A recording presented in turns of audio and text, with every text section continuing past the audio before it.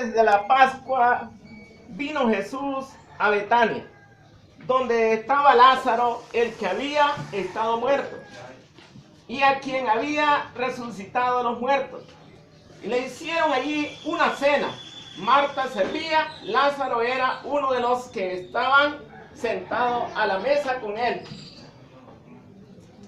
Entonces María tomó una libra de perfume de nardo puro, de mucho precio, y ungió los pies de Jesús y los enjugó con sus cabellos, y la casa se llenó del olor del perfume. Versículo 12.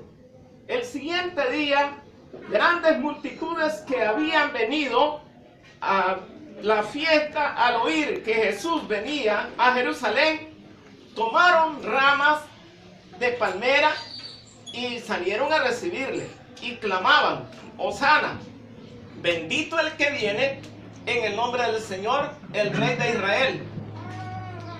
Y halló Jesús un pollino y montó sobre él, como está escrito: no temas, hija de Sión, he aquí tu rey viene montado sobre un pollino de asna.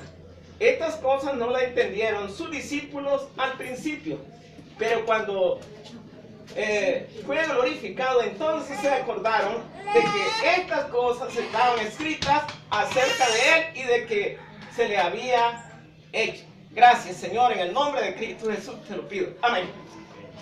Hermanos, la entrada triunfal de Jesús estaba en víspera de la Pascua. 6 días antes, Jesús,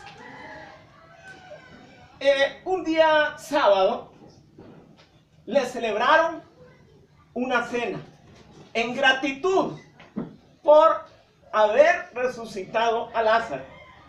Dice de que Marta servía y María quebró un alabastro de perfume caro, porque ella andaba en la mente de que Jesús les había dicho que él iba a morir crucificado y que iba a ser entregado por los ancianos a hombres extranjeros, esto es, a los romanos.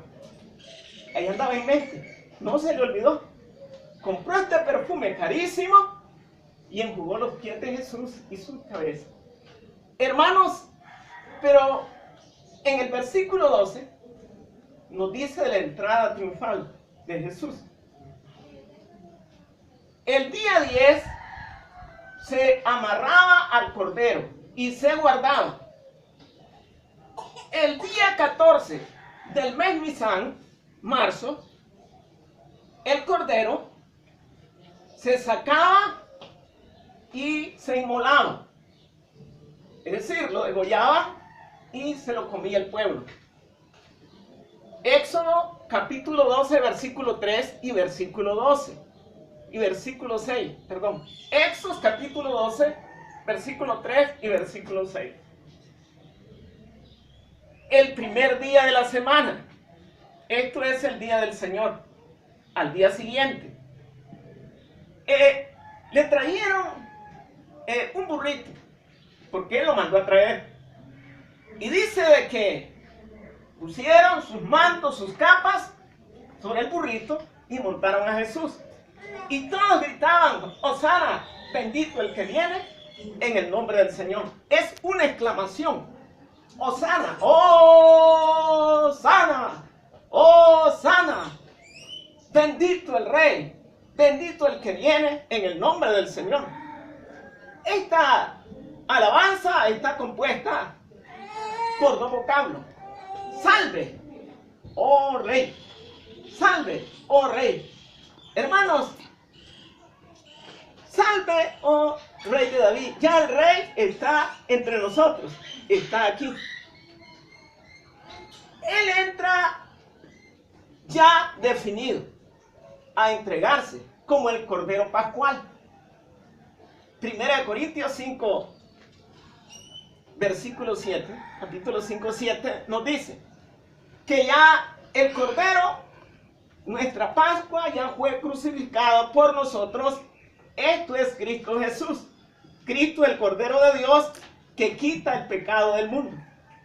Hermanos, ese día que él entró, el primer día de la semana, dice que lo primero que hizo fue inspeccionar el templo.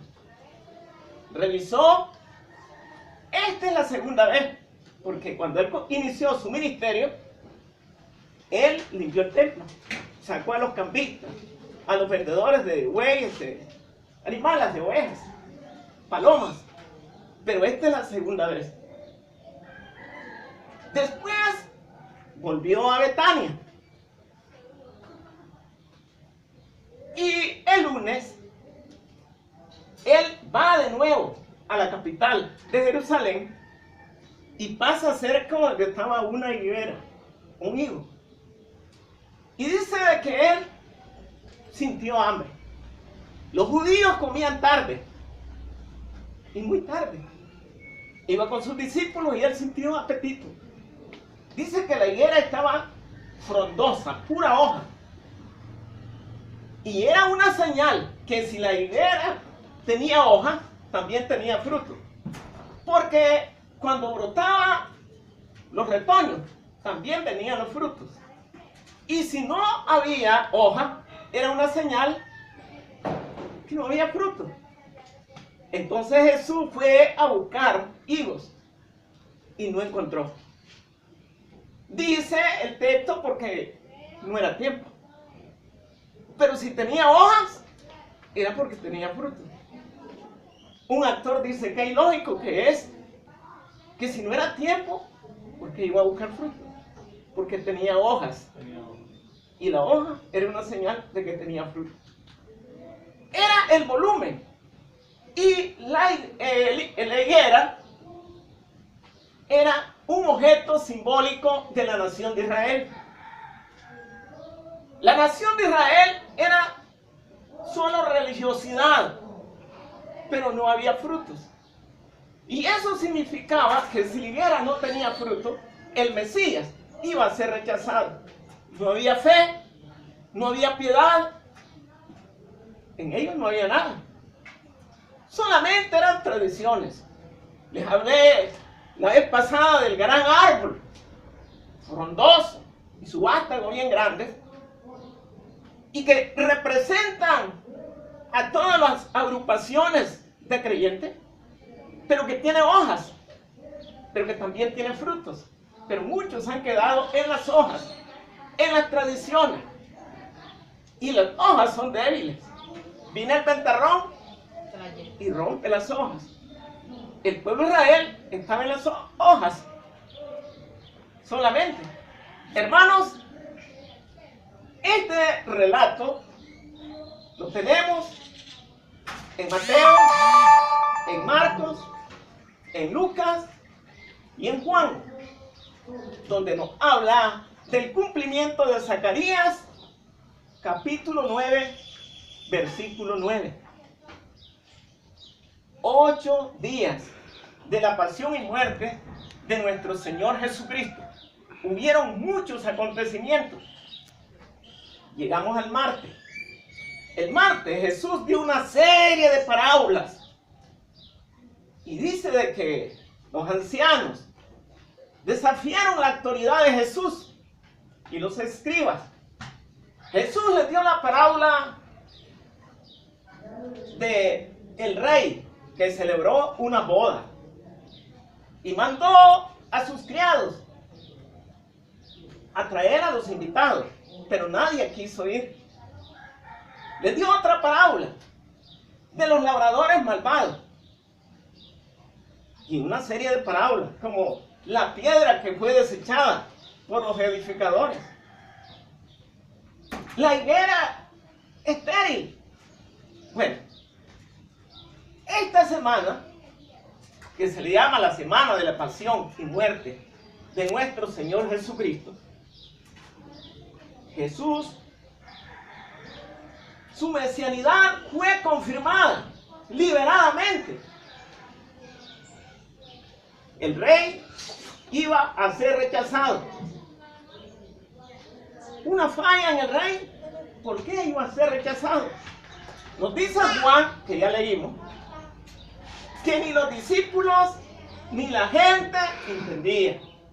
Pero lo entenderían después, cuando Jesús fuera glorificado.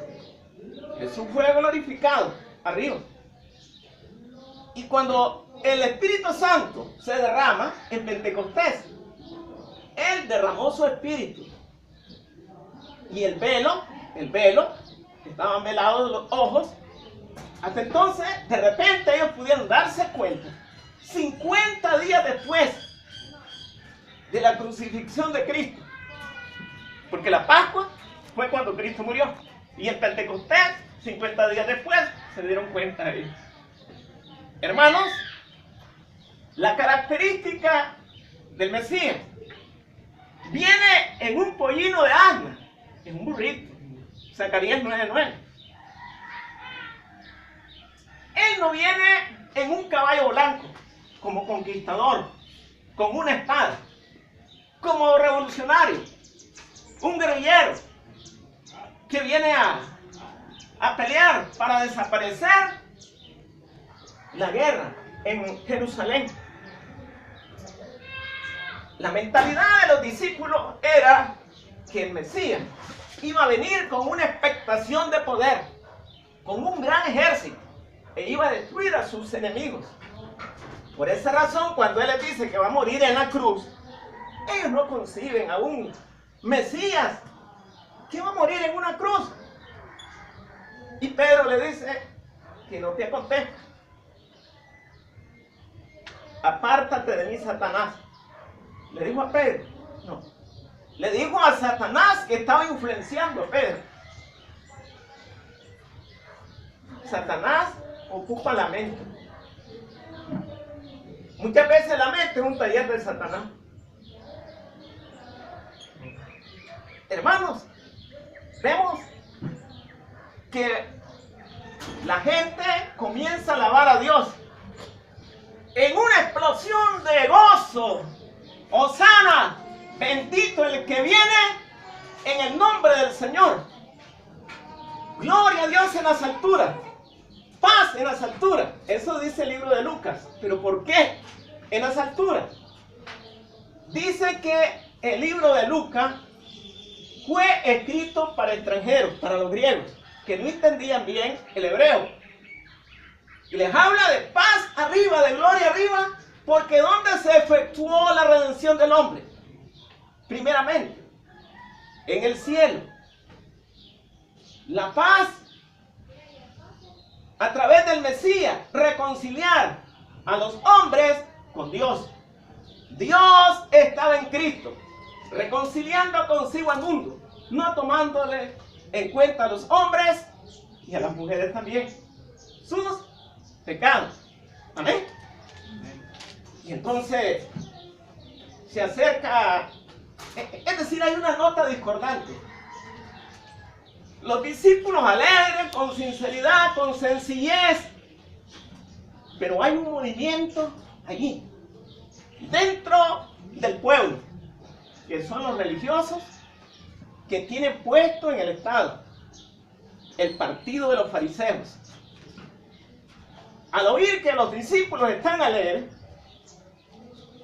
ellos, orgullosos por su posición que tienen y celosos por la influencia que ellos tienen en el pueblo, ellos no quieren que estén alabando y glorificando a Jesús. Y le dicen a Jesús: cállalos, reprende a tus discípulos. Ah, no, les dice Jesús, si ellos callan, las piedras hablarán. Ya es muy tarde. En otros términos, ya las alabanzas de la tierra subieron al cielo, hasta el lugar más excelso de Dios. Y si ellos caen, las piedras van a hablar. Hermanos, hay un contraste entre el ser humano y las piedras. El contraste cuando Jesús le dijo a los religiosos, ellos dijeron: nosotros somos hijos de Abraham. No, se nos hagan ilusiones, porque Dios puede levantar hijos a Abraham, aún de estas piedras. ¿Y quién eran las piedras? Los gentiles. Sí, los gentiles. Y en Hechos 2:11 dice que estaban maravillados al oír los judíos hablar en sus mismas lenguas. A los extranjeros, a los griegos. Y estos no son de aquí. Y están hablando en nuestro mismo idioma. Las piedras hablaron. Pero si agarramos literal el texto, Jesús dijo, y aquí no quedará piedra sobre piedra que no sea derribada. Las piedras cayeron, se derribaron del templo en el año 70. Y esas piedras hablaron, dieron testimonio que la profecía de Jesús era una señal que Él era el Mesías, porque fueron cumplidas. La resurrección de Lázaro fue una de las grandes señales del Mesías. En víspera de la Pascua venían multitudes y grandes caravanas de todas partes a la fiesta. Se habían dado cuenta de que Jesús había resucitado a Lázaro. Y si había resucitado a Lázaro, eso significaba una señal del Mesías. Venían a ver a Jesús y al mismo tiempo al resucitado, a Lázaro. Hermanos, la conversión de las aguas en vino, eso significa de que Jesús, una señal del Mesías, anduvo sobre la agua, es una señal. Le dio de comer a 4,000 y a 5,000, es una señal del Mesías. Pero dice que cuando Jesús iba subiendo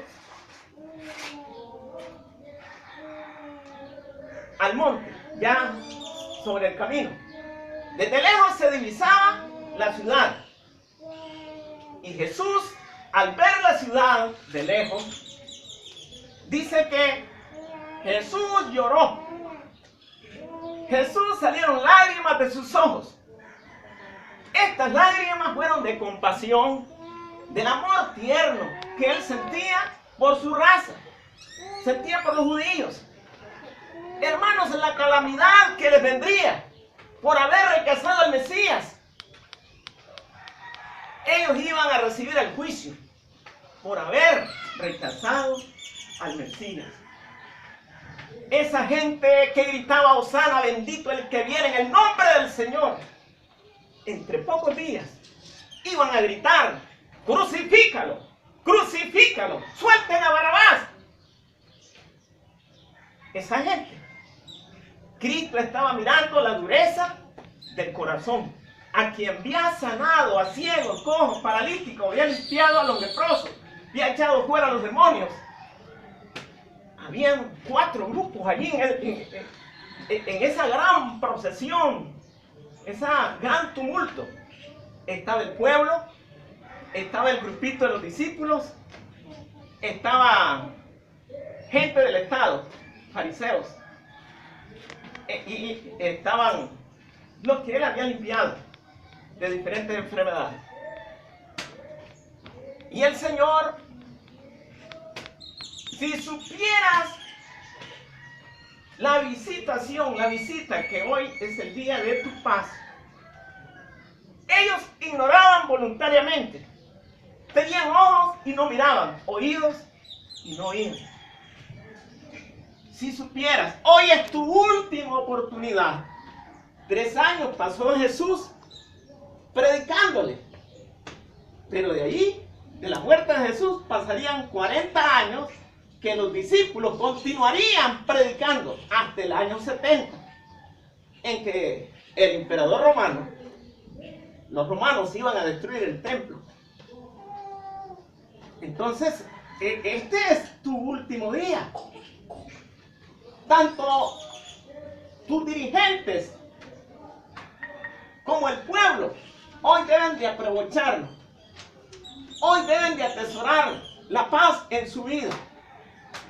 Llega el tiempo en que tenemos que aprovechar. Es el momento crucial en que tengo que saltar del infierno al cielo. Este es el momento en que yo tengo que saltar de las tinieblas a la luz. Este es el momento para los religiosos Este es el momento para el pueblo, para todos. Pero algunos lo aprovecharon. El grupito chiquito de los discípulos, así como ellos que tienen fe, que tienen gozo, que tienen amor, así debe de ser para todos ustedes. La visitación llega a la familia, a las personas individualmente, llega a la nación, llega al pueblo cuando hay prosperidad, pero también llega cuando está la predicación del mensaje, cuando hay campañas, cuando hay evangelización, llega la visita de Dios, cuando llegan las pruebas, cuando llega la calamidad. Hay que aprovechar el momento. Este es el momento, o me la veo o la derramo. Este es el momento de jugarse el todo por el todo. Es ahora. El día aceptable, el día de salvación. Hoy mismo. Hermanos, ellos no aprovecharon el tiempo. Y el tiempo ya no se les vuelve a presentar.